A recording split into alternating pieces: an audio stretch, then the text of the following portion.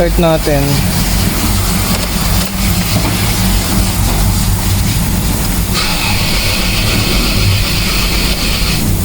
Hindi namamatay yung check engine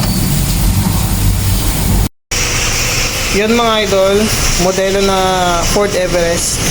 After ma-cleaning ng makina, ayaw na may start. Isang beses lang na pa-start, then pagkatapos wala na. Kasi may namatay na pusa. Sumapit yata dito sa LEC, durog-durog yung katawan niya, so nagkalat dyan, masyadong mabaho, kaya pinalinisan. After nun, ayaw na umandar. So titingnan natin kung makukuha natin yung problema nito, and sana makuha natin kasi hindi naman tayo Ford technician o specialist, pero subukan natin, malay natin ay makuha sa ating hilot. Okay? Mag-tester muna tayo. Ngayon nagre-redondo siya? Oo. Okay. Dinister nga nung nag-ano ng battery. Malakas pa yung battery yun. So, kailangan palitan. Papalitan nga namin.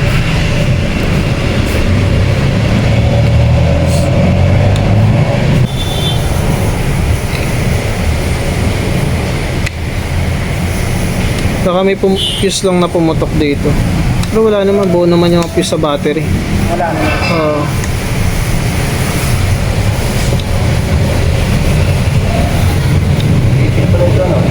Oo. Wala namang kasi.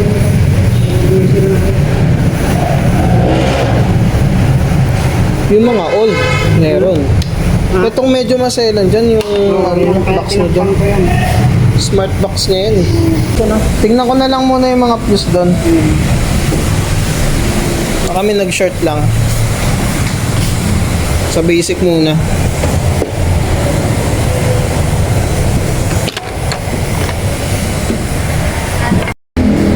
Yan, tinanggal ko muna terminal.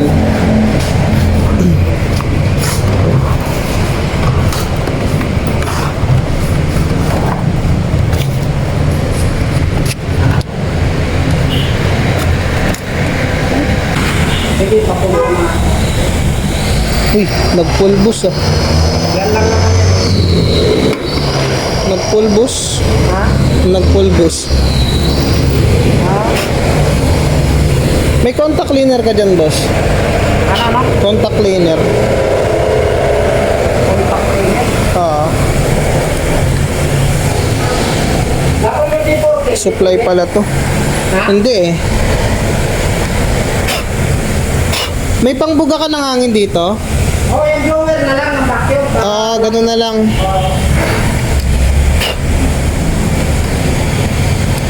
May mga supply to pero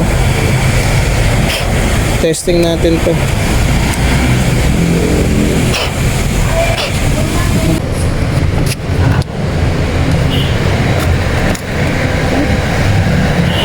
Pupulbos.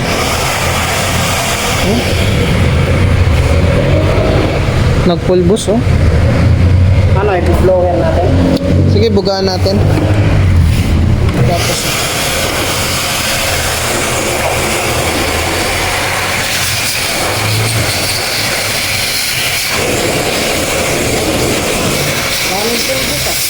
oo nga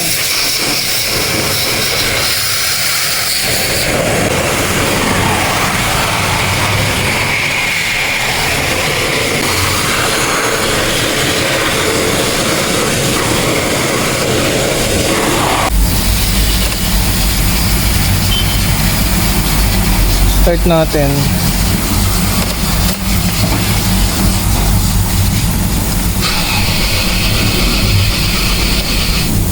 Hindi namamatay yung check engine Ay, scan.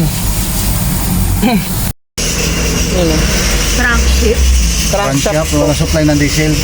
Kaya wala siyang firing ma'am kasi walang RPM, wala siyang nare-receive na RPM. Pero titingnan po muna natin ma'am kung ano magagawa dito. Crankshaft. Dapat kasi gagalaw yung tako Pero umaandar, pero may sipin. Hindi pa kasi gusto katanggal yung Oo. nakalagay sa panin na. Kailangan may gawin ka doon. Bakit? Malalaman naman yun kung bakit nagpipipin yun. Oo, i-scan mo lang muna. Mahirap din kasi manghula na manghula. Sige, okay na yan. Tuyo na rin dito. Hindi pa siya natuyo, mainit yung ulo. Blower na nga yan na mainit eh.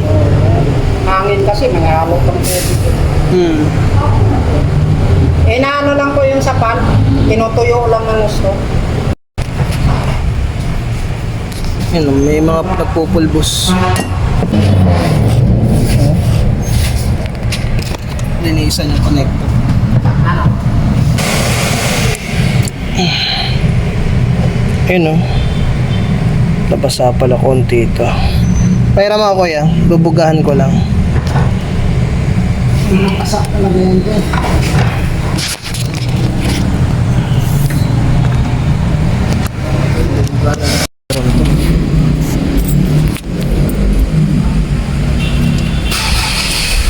Andar.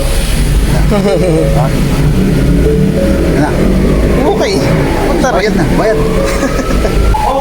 Nagkaroon. Nilinisan yung mga connector ng crankshaft tsaka yung sa sensor. Dito sa indicator light wala naman. Ayaw yung may-ari, ayaw lumapit. Clear natin to. Ano na? Andun yun sa may takip niya, andun yung mga uod.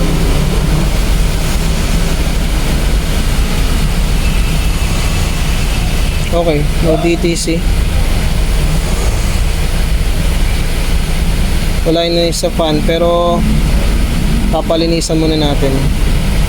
Tingnan natin kung may ilaw sa antena, kung electrical na to. Pero ito muna unahin natin sa ilaw.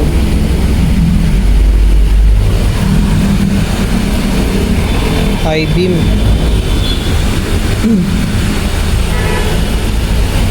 Meron naman. May high beam na tsaka low beam. Clear natin yung fault curve.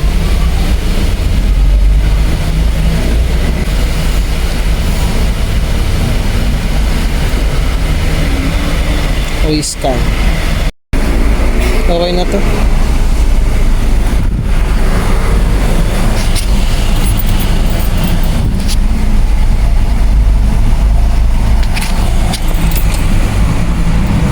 Start ulit. Okay. Okay na to mga idol. Bali ni-road test ko na rin to. Ayan, nag-road test ako para sigurado tayo na hindi mamatay. Okay, so ayan, sana meron tayong konting natutunan sa video natin ngayon. And please like na lang po kung nagustuhan nyo. Okay, maraming salamat po. Nakuha rin kaagad natin.